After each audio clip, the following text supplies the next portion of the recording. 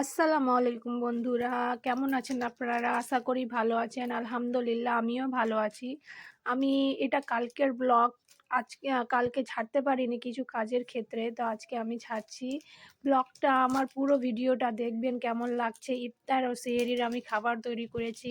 আমি আজকে মাংস রান্না করছি। এদিকে সমস্ত মাই মশলা দিয়ে মাংসটিকে ম্যাগনেট করে চাপিয়ে দিব রান্না করতে।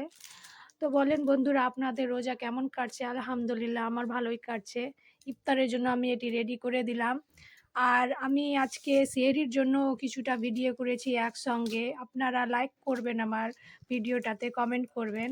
সেহরির জন্য আমি করেছি কালার ডাল, ভিন্ডি ভাজা, আর এদিকে করেছি ভাতটিকে গরম করে, ভাত রান্না করে নিই রাত্রে একটু জল দিয়ে গরম করে নিয়েছিলাম।